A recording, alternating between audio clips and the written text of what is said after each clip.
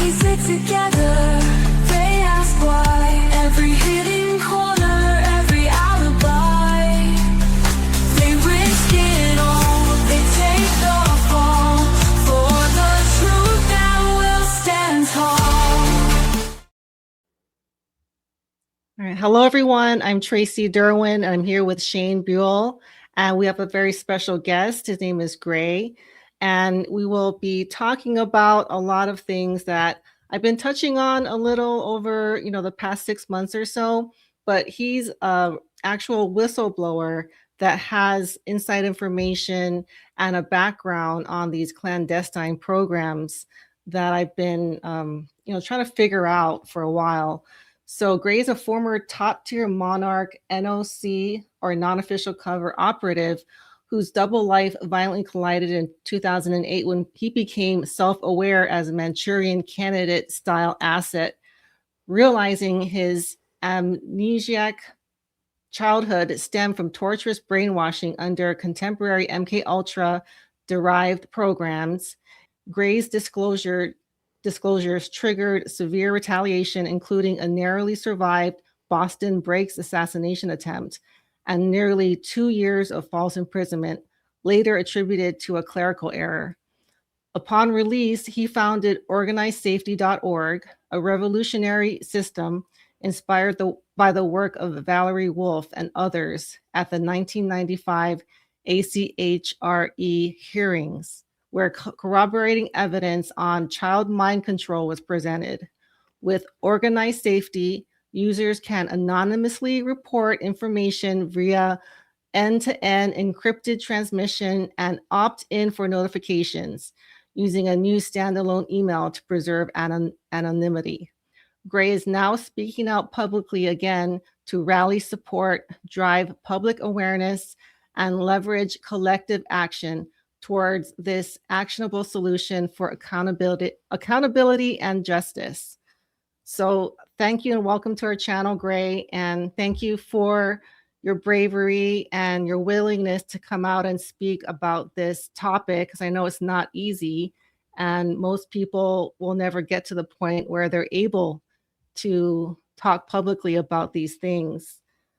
So just for people that are less familiar with MKUltra, mind control, give us a little background as to what those programs are and how you got involved in these programs. Thank you for having me. So MKUltra and related essentially is behavioral modification. So, mind control, MKUltra, that was just a research umbrella on every single type of technique, substance, et cetera, that affects behavior. There was techniques and other things that they studied that was applied, more passively and generally to the populace. And then, there's a continuum, there's a spectrum. And then you have to the Manchurian Candidate level, to where essentially they were using largely trauma in combination with other techniques and substances to elicit people's mental defense, which is dissociation, essentially to make a split personality that they could then activate for covert operations largely. So that's what it really comes down to. And I think a large part of the focus that we will be talking about is essentially Manchurian Candidates. And even with that, there's a spectrum and there's different models, so on and so forth. All right. So I have a generational history of my people being involved with behavioral modification, kind of from different ends. Behavioral modification, which MKUltra was a research umbrella of, is just simply things that affect people's behavior. There's a continuum, there's a spectrum. You have propaganda, you have misinformation, disinformation, information in general that's disseminated, that can affect one's behavior. But then you get to the more extreme spectrum, and there are techniques that take advantage and expound on mental defense, which is dissociation. When there's trauma, that's extreme, especially if it's kind of like weird trauma, for example, from a caregiver, or a parent, to where there is some trauma, the person that's supposed to be in charge of protecting you, so on and so forth. When someone experiences trauma from that, it can really be hard for the brain to process, and that can elicit dissociation. So, there's techniques that expound on that. And at the far end of them, basically, they create a split personality in people. That goes into what is commonly referred to as a Manchurian Candidate. Sleepers. A lot of people hear about sleeper cells, things like this. Goes in hand with things like suicide bombers. People hear about it and it's horrible, but they might not understand. Like, think about what someone has to go through for them to be, so, into that ideology that they're willing to die for the cause, if that makes sense. So, there's all sorts of applications, but behavioral modification is simply, affecting one's behavior, and ideally in a predictable way. So when you hear about the family being kind of the beginning of this trauma, is it because they need that environment for this person, or is it bloodlines? Because we're hearing a lot like if someone has that bloodline, that's why that family is doing this stuff, or is it both?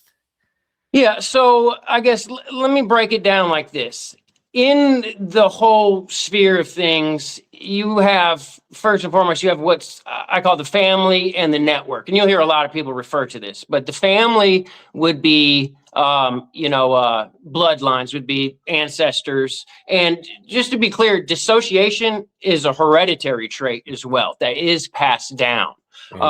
So, and then you have the network, which is, more government, and then non-governmental organizations that partner with them, and, psychiatrists, other people and specialists that will be involved with this, but might not necessarily buy into the ideology. Now, the reason I say ideology is because a lot of these techniques were actually taken from age-old occult methods, and you go into these old cults and you hear about this. And when you get into Luciferians, when you get into Satanists, even some of this, these dark rituals and things like this, there's a method to the madness. It's really dark neuroscience. Supernatural aspect aside of this, you have, some children that are raised believing in Santa Claus, right? But then you have other children that are raised basically believing in, dark powers from spirits and so on and so forth, right? So, regardless if there is a supernatural element or not, if you raise a child up, in that occult upbringing, that occult path working, some people refer to it as, there's going to be a heavy effect. So, obviously, yes, the bloodline aspect and things like this, it traces back. You have your ruling class and your priest class. Those same methods are still at play. That's kind of one of the big secrets that people don't really know about. But if you think about it, how much does the average person know about different cultures? Even you take it, Jehovah's Witnesses, Scientologists, Mormons, things like this. They have a wildly different upbringing than your common person. Same thing with Amish. And then, you get to, on the outskirts, you have some indigenous tribes, things like this, right? There are different ways to bring up young. And, obviously, if you interrupt the developmental process and then specifically do certain techniques, it makes a grave difference in how that person grows and develops and ultimately is. So when they say they're looking for certain bloodlines, that kind of increases the chances of that person being a success or being a stronger candidate. But they could do this to someone that doesn't have this genetic disposition, or is it almost always some kind of genetic family line that they look for? Well, there's at this point, a lot of people have dissociation hereditary, but, and you hear this, oh, they're looking for. They're not looking for anything. They already have everything mapped out, going way back. But yes, the dissociation, which is key, is hereditary. And just, essentially, and you hear people hear about like royalty inbreeding and things like this, right? Well, to be clear, really what's going on is they're line breeding. Okay, just like dogs or racehorses. These people have long been, joining houses, have been selectively, partnering, and there's this ties in with eugenics and things like this too. But you say you have a government program that may be looking for certain bloodlines, maybe looking for certain hereditary traits, whatever semantics, whatever nomenclature you want to use here. But then you have these families that are operating at the same time, and they may have their people in these government programs too. It's intertwined, and the agenda is different. There's a lot of places that are using these techniques. There's a lot of people and groups that are using these techniques, but not everybody is part of a singular group. You have some aspects of the government who may be doing this because all the superpowers, of the world are doing this, and they have to competitively do this, for, sleeper cells that they're, sending to other countries to be prepared, and spies and couriers and so on and so forth. And, they may truly believe they're doing this just because the end justifies the means. But then you may have your people like these families, these ruling bloodlines, which, that might be a lot for someone to swallow. But I mean, if you look into these banking families, if you look into some of the top political class, things like this, you'll see it's kind of a generational trade even. These people are staying in and kind of ruling certain territories. And what's going on is these families are making sure that they essentially are having the back door, so to speak. They're grooming people even to go in these government programs because they know what the government programs are looking for. Because a lot of these government programs, again, these techniques, they go to age-old occult methods, and the Luciferian, the Satanist occult path working. And, yes, they might try to clean it up and are using more scientific nomenclature, scientific themes, and, essentially putting people through a recipe that may be leaving some parts out, right? But it's so compartmentalized that the people in the government, not everybody is on board with the ideology. Not everybody, believes in the religious aspect or is even aware of the religious aspect. So you have, different agendas at play. And it's, it's kind of hard, I guess, hopping in the middle of it here. But, you have what MKUltra, the research stemmed into, worldwide operational programs that are ongoing, which is essentially largely grooming Manchurian candidates and sleepers to go into all sorts of different fields. Okay. Because essentially what they're doing is, we'll use Monarch, for example. That's a large umbrella. And again, don't get too caught up in these terms because you'll hear a lot of different things. These terms get commandeered and they try to water them down, muddy them up to confuse it. But just for all intents and purposes, Monarch is a breeding and placement program. Now, subjects in Monarch will have MKUltra type conditioning applied to them in a range that goes from techniques that encourage silence and compliance, all the way to techniques that encourage complete control, even through a split personality that lays dormant subconsciously, but can be activated. Okay. Now, Monarch is named that for a few reasons. One is Monarch butterflies have a migratory pattern, right? And they go from Mexico to the East Coast in the US, Mexico to the West Coast in the US, and they just gather by the hordes. Now, that migration pattern actually takes about 5 generations. And the information for that migration pattern passes down genetically. So it goes into epigenetics. It goes into information that's passed down, right? It's a generational plan.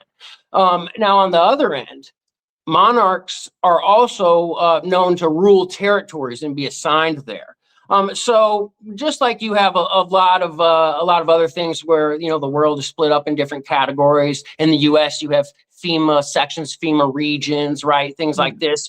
So, you know, they will specifically be applying this conditioning to all their assets.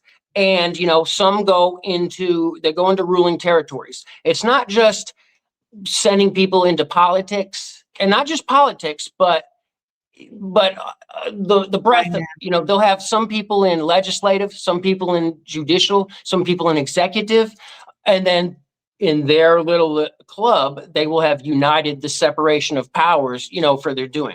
So you'll have, you know, ruling territories, just like senators, governors, and presidents, you know, so on and so forth. But then also you have virtual territories. You have media, you have journalists, right? You have, you know, large media personalities that have influence. You have sports, you know, you have, you know, just entertainers, you have musicians, you have actors. Okay. Yeah. Again, that's kind of ruling virtual categories. So essentially, you know, you have people being brainwashed at an industrial scale and sent to all different places. Okay. So that's kind of where the codename Monarch comes from, because it's not only representing the epigenetic, the generational hereditary traits and the generational plan, but also the ruling aspect of it. You know, I thought the Monarch name came because of the brain scan. Looks like a monarch butterfly. I don't know where I heard that, but it's interesting. That has nothing to do with it, right? Like when you look at the brain scan, the two sides. You know, there's also some things about the reproductive and the pelvis, and then, you know, there's also other things about the butterfly and the spirit and the soul. There's, you know,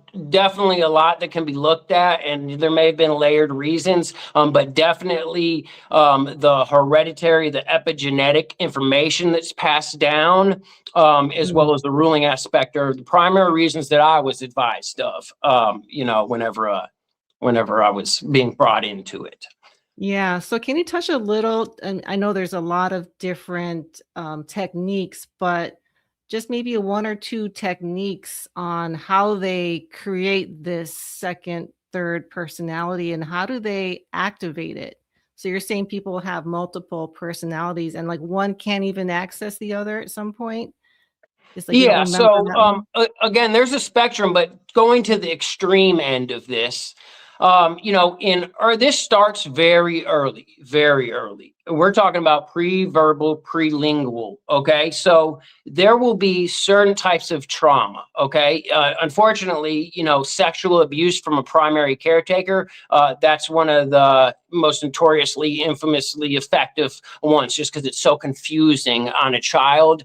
And unfortunately, it kind of like also creates its own self-replicating cycle to where hurt people, and you'll hear about people reoffending. But so essentially what will happen is trauma is paired with certain stimuli. Okay. You know, while a certain trauma is taking place, they may have, you know, a room that's all a certain color, and there may be a certain shape that's present or shown. You know, there may be a certain song sung, there may be something, but that's the initial steps is, you know, specific abuses tied to certain stimuli. We're talking about, you know, they like to align frequencies, okay? And, you know, frequencies, not just a sound, your frequency can be a color, you know, we're talking about, it stimulates all the senses. So really here, you know, there's certain traumas paired with different stimuli and, you know, affecting of the senses. You think of it like this. You have, you know, all your senses, you have sight, sound, taste, touch, you know, et cetera, et cetera. So really here, it's almost like a 5-pin key. You stimulate the senses a certain way, and then it all lines up and then can twist, right? And that may be one compartment. and again, paired with this trauma, what it does is it affects development, and people will disassociate and kind of go into a state of shock. And that's essentially repeated and expounded on, and the brain kind of walls off in there in certain neuron pathways, bypass the hippocampus, or the brain uses the amygdala, hippocampus to basically process and store memory. This is short circuiting the brain where it can't process the memory and creating new neuron pathways basically to a compartmentalized element. Okay, so essentially, yes, there's trauma paired with different stimuli, and that stimuli turns into the way that this certain, since it's a mental defense that goes there for that trauma, that and it's used to getting that trauma with the shape, with the color, when that's repeated, the person will go back to that certain place. So just, I know I'm stretching this out here, but you hear about all these different wild traumas, and you hear about these very weird things. The reason being is the same sort of stimulation, the same traumas as a mental defense will bring that person back to the same area to deal with it. Again, it's a mental defense. So there has to be a different type of trauma. So, say you have this, weird, sexual trauma paired with a circle, paired with the color yellow, just completely thing. So that's repeated. That makes a compartment, and eventually this can get linked to, more specific post-hypnotic suggestions to call this up to activate it, but just keep that to the side. So that's repeated. Then there's a different trauma that's done with spinning. And that might not sound that traumatic, but if they spin, and this goes way back, there's been a lot of science in this, and this is one of the techniques that is used commonly, because it's much harder to accidentally hurt someone compared to physical torture. So say there's a bunch of spinning, now you have square, now you have the color blue. You see what I'm saying? So they'll use weird new traumas paired with different stimuli to make different compartments. And the goal is to make as many compartments as possible. Because just like a computer, how do you use a computer? How do you use the hard drive? You have all these different folders, you have the different files in the folders, and you have to have compartments. That's the basic programming for computers, for people. So that's a rough explanation of how that works. I mean, we could all kind of think of a smell that brings us back to a certain time or a place in our memory, kind of like that, but in overdrive. You mean like a stimuli absolutely. that brings you to a certain... Absolutely. And smell is very nostalgic. It's known to trigger that. And, you have certain effects to where, you have Pavlov, right? To where, eventually the dog salivates when it hears the bell, when it's time to eat, right? And that conditioning, there's different sort of conditioning that's repetitive, and it makes what's known in some fields as a conditioned stimuli response sequence, right? So then, another aspect of this would be if you've ever caught your finger in the car door or something like that, subconsciously, then maybe for the next week, for the next month, you go to slam the door, you say, "Ooh, be careful, I pinched my finger the other time." Some of that pain will make you remember, and you'll think about that. It's just taking this natural occurring phenomena, these natural occurring mental defenses, just neuroscience and just the way people function, and then it is expounding on that. It's taking advantage of natural mechanisms and then building on that. It's not about always going against the grain, because that's just, again, it's resistance. So even with hypnotism, yes, you can hypnotize someone to make them do something, but if you go against nature and natural instinct, it's less and less effective. So they try to get things that go with the psyche, that blend in with that person's personality, that blend in with natural occurring behavior, and expound and build on that. Okay, so I know I heard you say colors and shapes. Reminds me of the interaction you had with the Sean Ryan show, and that insight that you gave on Josh's show Polarity really clicked for me, because I used to be a very regular Sean Ryan show viewer until that Cybertruck incident happened. And then it was after that he changed. He even says, "I'm not in control of my channel anymore." He even looks different. The way he questions and the type of guest, it kind of changed after that Cybertruck event. And I could never figure it out. But can you tell us a little? And while you're telling us, maybe Shane, can you put some of these screenshots of how you figured out? I know you had some communication with a producer that, like, live kind of came to the realization because of a little something reminded him of something. And then he was realizing that he was under one of these programs. So how did that come about? Yeah, well, previously I was living in the same area as Sean Ryan, and also Mhm. essentially the same group that's running him as an asset. I also have ties and former relationship with those same people, so I Mhm. already knew that Sean was an asset. Now, just for a Mm. second, aside from what I had known, it's important for people to realize when you have the number one show for the military aged male demographic, that Mm. is prime material. Like, when you get to the people running these programs, the people calling the shots, um, you know, it's very important. People go way back. You hear of Mockingbird, things like this. Like, you have to know the media is owned. Yes, there's going to be some people that put out, whatever they want. Even the assets that they're running, it's largely organic. For certain things they can control and then build it up, or they look for people playing ball and then build it up. Like, this is just the way life is. Mhm. Unfortunately, there'll always be, people that call the shots pushing their own interests. It's just that there are certain people calling the shots that are playing really dirty and applying Yeah. these really messed up techniques. Okay. So it's not that, like, no matter what, these people can do no good. It's not like Sean Ryan can do no good at all, or that he's a horrible person, something like this.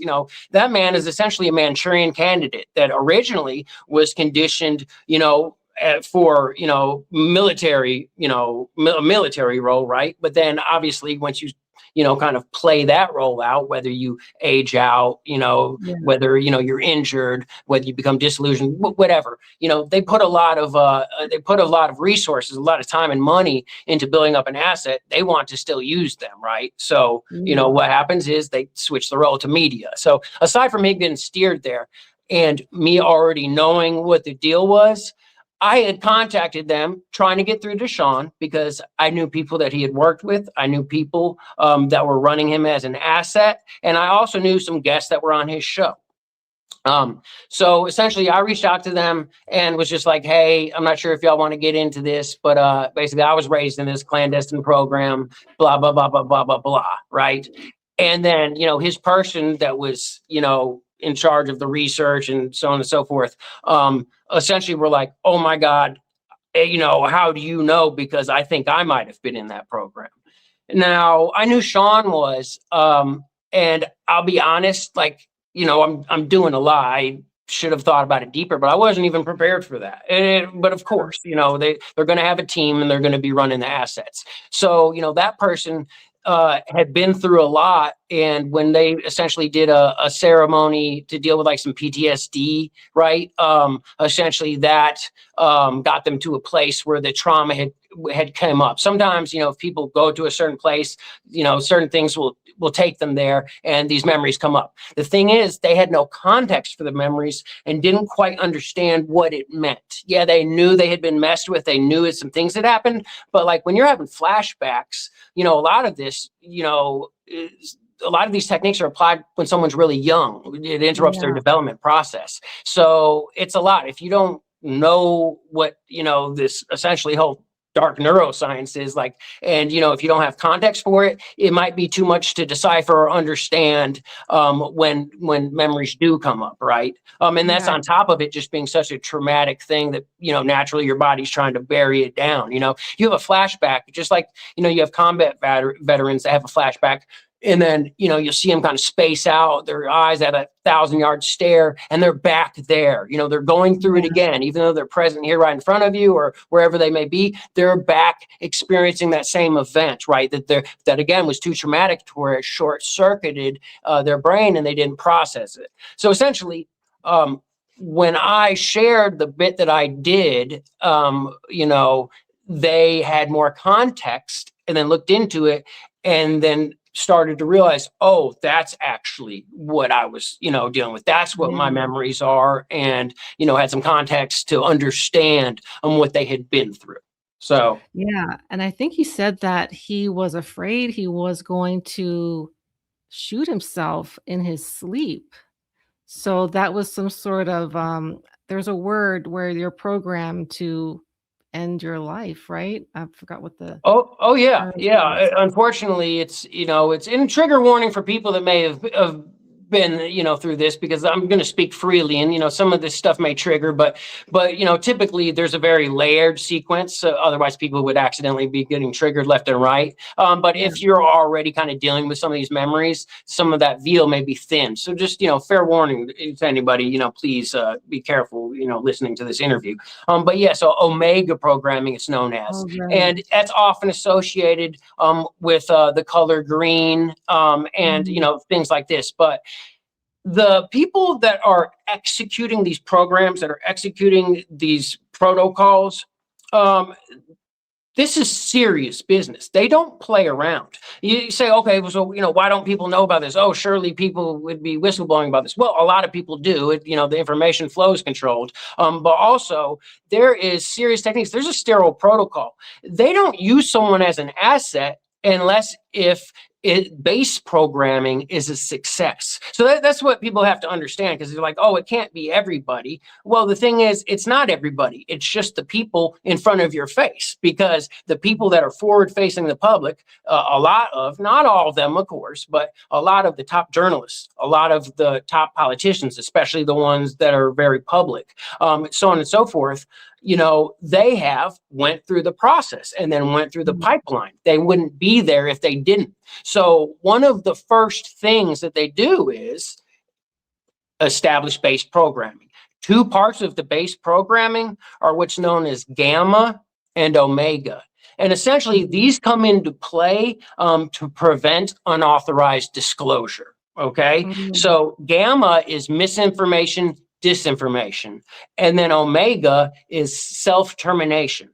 If an asset, if a subject is too important for whatever reason, to the powers that be, sometimes omega is switched out to where instead of self-termination, they go, it's there's other elements that may play that I don't need to get into publicly.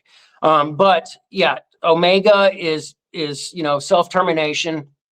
If people are disclosing unauthorized, if people are remembering too much, if they are whistleblowing and speaking out, first flashbacks will, just like a post-hypnotic suggestion. When this information, when this training's done, it's drilled in that, hey, if you never talk about this, if you do, this is going to happen, that's going to happen. It's, it's put in very deep, it's a very scientific process and all this, but, essentially it's very specific instructions given, while the person is in a very vulnerable state, whether it be hypnotic somnambulism, whether it be, in deep delta, in a tortured, catatonic state, so on and so forth.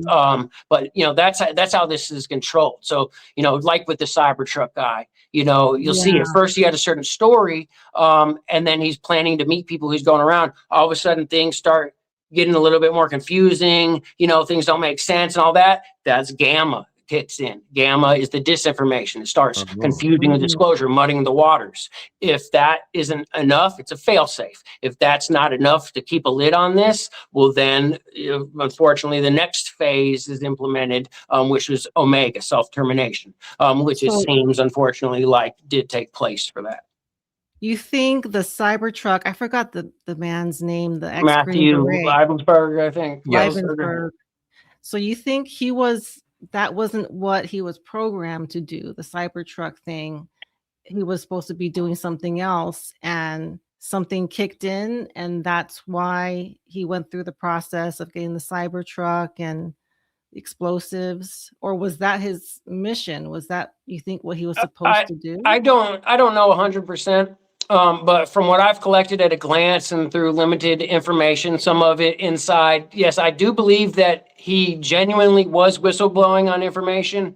And Mm, then as soon as that process started to take place, then the programming kicked in, which first confused his disclosure. mm, mhm. Because if you look at the history of what his initial emails and his initial story was, and then, Yeah, subsequent communications, it started kind of veering off. And then eventually what happened, yeah, I do believe that it yeah, went from gamma to omega. But, moving from the cyber trial, I'm not dying on that hill. I'm just saying how these things play out, and that, from everything I've collected, I am confident that that's what took place with him. But that going makes to Sean's staff, they were saying, oh, I couldn't, get the thought out of my head, green. I was afraid I was going to off myself in the middle of the night, because yeah, that programming was going off. Once they started remembering, it was too much. It was too much of a yeah. risk, and their Omega got activated.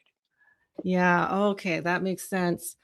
So the initial emails at Leibensberger was probably true. He was probably trying to disclose some, I think, war crimes and the Very likely. anti-gravitic stuff. So that was things that he had insight on, but that doing that disclosure kicked in the other The programming, and that's why gamma. the Yeah. Cybertruck incident happened. Exactly. And you'll see a pattern of people in different places, to where, once you understand the base programming and the protocols, which is gamma, omega, you'll see that pattern come up again and again and again. And then, furthermore, you can match up pipelines, whether they're going through the military pipeline and ending there, or whether they're going through a certain educational pipeline. Some people go through the educational and the military pipeline. But then you have like a lot of these shooters, things like this. Mhm. I And was you'll thinking see that. a lot of them end up self-terminating at the end. Sometimes Yeah, also Omega is done in a sequence, and that's more likely where the whole thing was a plan for the shooters. Again, yeah, not 100%, but very like likely. crooks. And you'll even Sounds see some of them were complaining about voices, complaining about this, complaining about that. You know, sure, I'm sure some things are random out there, but I mean, this is a known program and they have been, running this for quite a while. I mean, it's yeah. sinister, disgusting, horrible stuff. Yeah, well, I never thought in my lifetime this would become so public because I think a lot of people are, knowing and they believe it, whereas before it was just considered crazy. Anyone like you would be just considered crazy. But I'm so glad people are, realizing that this is really happening, and as disgusting and demented that it is, it is, and I think it's been happening since the beginning of, like, even like the ancient Egyptians. I'm hearing that they were probably programming the pharaohs through smell to, do whatever the priests wanted the pharaoh to do because they needed to control him. The So yeah, really, advisors, the priest class. Yeah, even going to the Egyptian yeah, Book of the Dead, there's techniques described in there. This is an absolute fact. I mean, you go way back to the ancient dynasties. You have your seers, you have this or that. Yeah, I mean that's long been a thing. I mean, people think that the real power is the president. They think the real power is the forward facing. No, real power doesn't like the limelight. They hide in the shadows and they pull the strings. They orchestrate. They're the architects. And yes, this goes way back. This is age-old occult techniques. They're dressed up. They have different themes that may or may not fit exactly with the time period. There's different nomenclature, different theme nomenclature, but don't get caught up with semantics. Just like Babel, right? Don't get is that me confused cutting out? because people are speaking different languages, right? I mean, this is the same protocol, the same recipe, just with different terminology, just, with slightly varying themes.